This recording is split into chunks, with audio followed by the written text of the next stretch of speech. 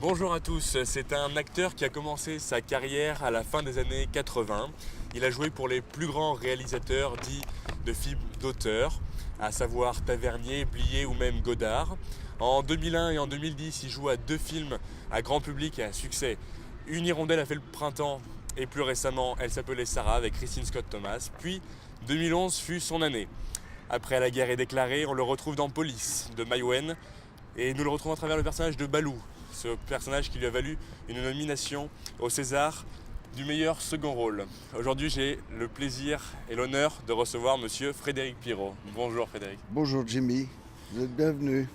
Je vous remercie. Alors première question, alors comme je viens de le dire, vous avez été nominé au César. Qu'est-ce que ça fait d'être nominé au César parmi cette grande famille du cinéma? Est-ce que ça change quelque chose d'être nominé au César? Et est-ce que le César peut changer une carrière? Oh, sans doute, mais ça fait d'abord... le plus important, je trouve, c'est d'être nominé, parce que c'est le moment où c'est une reconnaissance professionnelle, puisque c'est environ 4000 professionnels, 3800, je ne sais plus, qui votent, donc c'est c'est très touchant, ça. Au-delà, le reste, je dirais que c'est la cerise sur le gâteau. S'il y a un truc, une récompense, c'est bien, c'est la cerise sur le gâteau.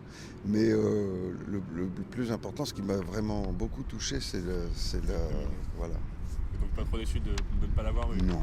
Bon, c'est le Non. principal. Alors deuxième question. En tous les cas, Police semble avoir changé votre carrière. Si c'est pas le César qui a changé votre carrière, c'est Police semble avoir quand même été décisif dans le tournant de votre carrière. Écoutez, très honnêtement, ce serait prétentieux de dire que c'est vrai qu'il y a des films qui changent beaucoup les choses, bien sûr. Mais en même temps, c'est un travail quand même de longue haleine qui est commencé depuis 25 ans pour moi. Et en réalité, alors il y a des périodes, il y a des climax, quoi. Il y a des moments où les circonstances font, le hasard font que vous participez à tel ou tel autre projet qui est qui est plus ou moins reconnu, effectivement. Mais ça serait pas juste de dire que des films qui parfois ont eu peu d'audience ont eu une grande importance pour moi aussi dans mon travail de comédien. Donc j'atténuerais, vous voyez, un peu, quoi. Police, c'est un film important qui a eu un écho incroyable et qui est très réussi et très fort. Il y a des films dont on Mais parle ça moins serait, et bien pourtant, sûr, bien sûr. Et moi, je me situe aussi beaucoup là. J'aime pas beaucoup, par exemple, quand on me demande, alors bon, si je faisais... Parce que les Césars, ça propose ça, c'est de faire une espèce de bilan, dire, ah bah tiens, oui, dis donc, ça fait 25 ans que je travaille comme comédien. Alors tiens, mais ça fait en gros une centaine de projets différents, avec des participations parfois d'une journée, parfois de deux, parfois de 15, enfin bref, des choses variables. Tout ça contribue à former une expérience professionnelle qui d'ailleurs est à remettre en question à chaque fois. Vous voyez ce que je veux dire? C'est jamais fait pour toujours. Et donc on vit avec ça, c'est-à-dire avec la certitude que tout compte. J'aime pas beaucoup ressortir un film plus qu'un autre parce que je les ai tous aimés différemment. J'ai parfois été meurtri qu'ils n'aient pas plus d'écho, mais pour moi ils comptent toujours autant, vous comprenez? bien sûr. Et comment choisissez-vous les personnages que vous incarnez? Par exemple pour Balou, qu'est-ce qui vous a plu dans ce personnage? Pour, Dans les personnages en c'est pas général. le personnage que j'ai choisi en réalité. C'est quand Maïwenn m'a contacté, c'est elle que j'ai choisi. Et c'est le sujet de son film. Parce que j'avais vu ses deux précédents films, mais surtout le premier, pardonnez-moi, que j'avais beaucoup aimé. Et je trouve elle a un talent tout à fait singulier, elle a des qualités tout à fait singulières, vraiment formidables. Voilà. Et donc, si je puis m'exprimer ainsi, j'ai sauté dessus. Enfin, je veux dire, c'est vraiment quelqu'un avec qui ça m'a passionné, m'intéresse beaucoup de travailler. Et comment expliquez-vous ce succès qu'a eu Police à sa sortie en salle, que ce soit au niveau de la critique ou même au niveau du public, puisque ce film a beaucoup plu lorsqu'il Oui. est sorti et il plaît encore maintenant. Oui, ben, je sais pas, c'est difficile à expliquer le succès d'un film. Il y a des choses qui nous échappent, je pense. Mais quand même, moi je dirais deux, trois choses qui m'ont frappé tout de suite en voyant le film la première fois que je l'ai vu. C'est qu'elle a réussi à filmer des gens à égale distance. Vous savez, le cinéma, c'est un point de vue. Vous vous mettez là, vous vous mettez par là, vous vous mis là, vous choisissez l'endroit où vous regardez les choses. Elle a filmé des gens qui traversent des moments absolument critiques de leur vie, à égale distance toujours. Elle s'intéresse à tous de la même façon, sans avoir de jugement.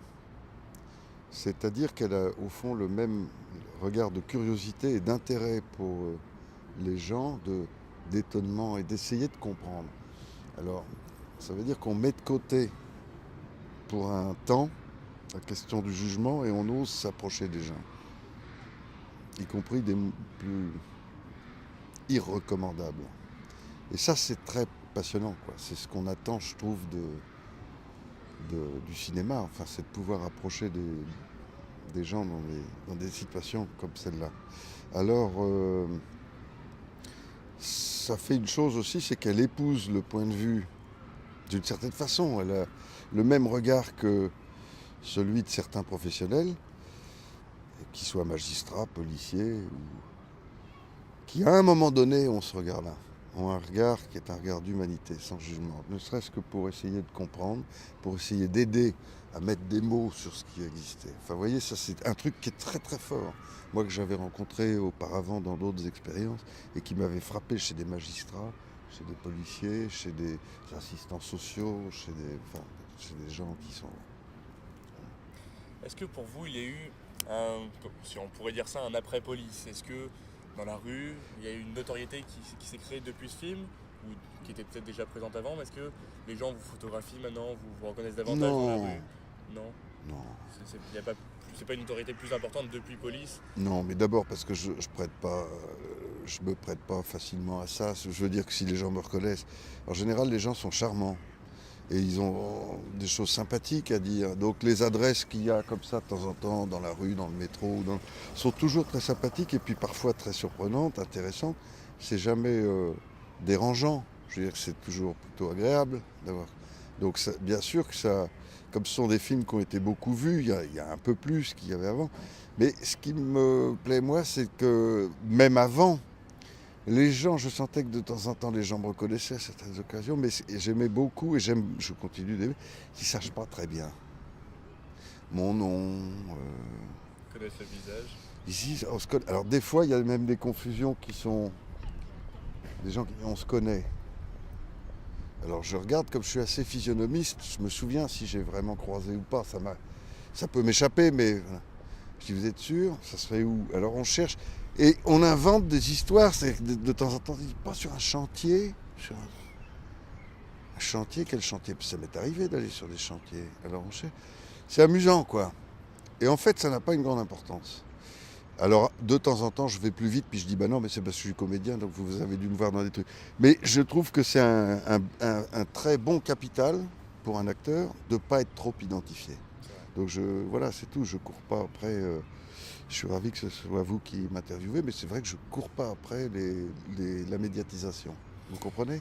Bien sûr. Et pour terminer sur Police, par exemple, je sais que Maïwenn avait demandé beaucoup à Joe Star d'improviser pendant ce film. Est-ce que vous aussi, vous avez demandé d'aller faire de l'improvisation, ou est-ce que vous êtes... Mais elle n'a pas demandé plus à Didier qu'à d'autres d'improviser. C'est une méthode de travail qu'elle a proposée aux uns et aux autres à certains moments, quand elle considère qu'il y a quelque chose qui ressemble trop à un texte su et qu'elle n'est pas... Je crois qu'un metteur en scène, il a besoin aussi d'être surpris, y compris parce qu'il a écrit.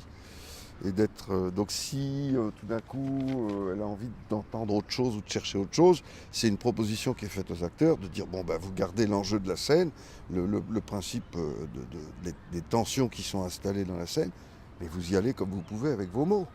Donc ça, c'était pas spécifiquement à l'un ou à l'autre.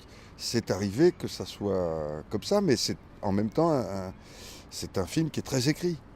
Il est faussement, enfin, il ne faudrait pas croire qu'il n'est pas du tout totalement improvisé. Je suis en train, moi, de faire en ce moment un film, entre guillemets encore, en impro total. C'est-à-dire que le metteur en scène nous envoie des textes indicatifs, des dialogues indicatifs la veille au soir. Il est donc hors de question de les apprendre. Et puis le lendemain, on joue la scène dans l'esprit de ce qui a été écrit, mais alors là, pour le coup, sans repère réel sur le texte, 2-3 points d'appui sérieux sur les tensions qui sont dans la scène, mais en réalité, il y a une vraie trame derrière. On sait ce qu'on va essayer de faire, on sait ce qu'on va essayer de jouer. Oui. Donc c'est une façon de travailler pour dire, bon allez, on oublie, voilà, on oublie le texte,